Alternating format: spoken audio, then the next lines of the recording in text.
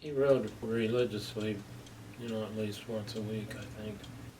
This was, in Korea, when he was in Korea. He was a poetry writer, and so it's in poetry, and really wooed my mom. He said when they reached the Yellow River, then they had to be on his way home.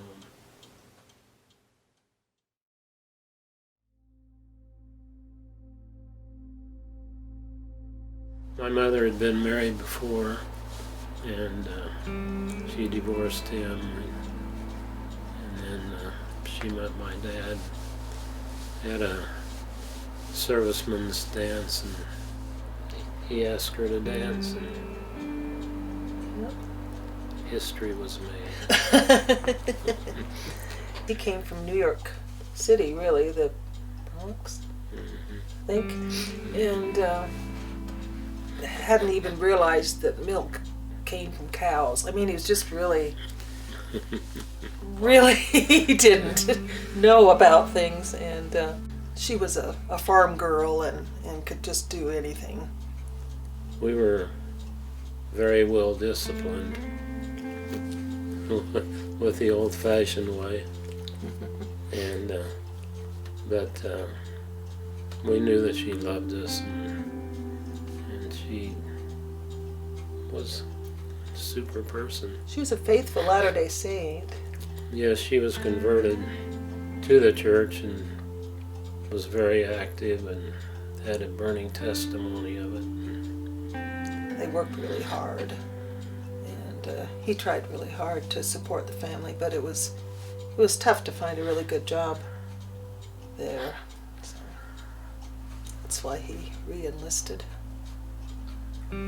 Shortly after he re-upped, the Korean War started, and so he was sent to Korea, and that's when he was missing in action and never heard from again.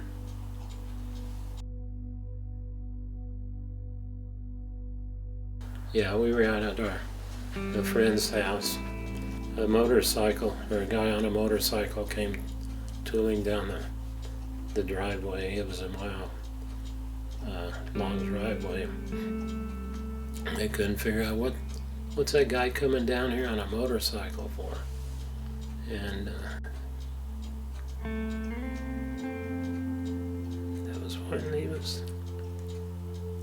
she was told that he was missing in action. They delivered a telegram. Yeah. And, so that's, I was just a 6-year-old, and so I didn't know really what was happening. I just remembered that she broke out in tears.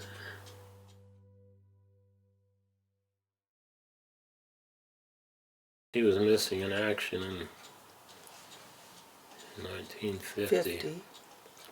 She told me she felt sad that they'd never had any service for him or any memorial, or it was kind of bad. There was never a grave to go to on Memorial Day to put flowers on or anything like that. She was a real strong individual. She went to work and supported us. We didn't suffer too much as far as, eating and having a roof over our head.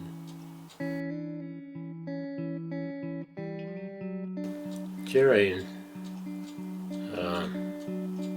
he came in. He was a friend of our daughter's and son-in-law's, and he came over to visit, and he noticed you had some things up on the wall about your dad. He just said that you should be able to get a flag, and you could have his medals restored to you. But it took some doing, and he knew the right people to talk to, and notified people, and then set up to get the memorial at Camp Williams.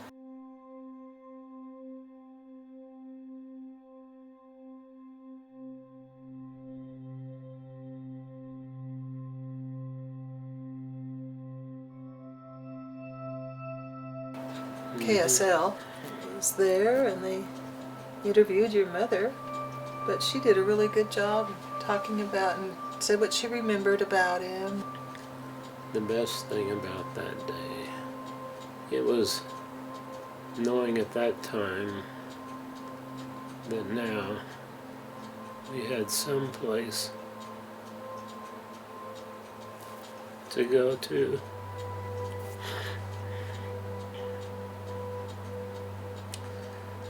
And just honor.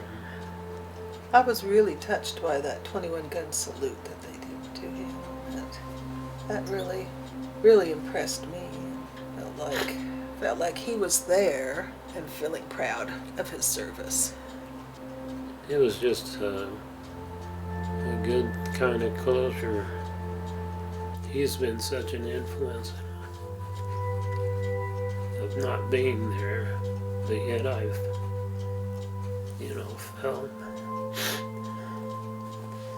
felt his spirit. But there was just so many times that I felt, he was there.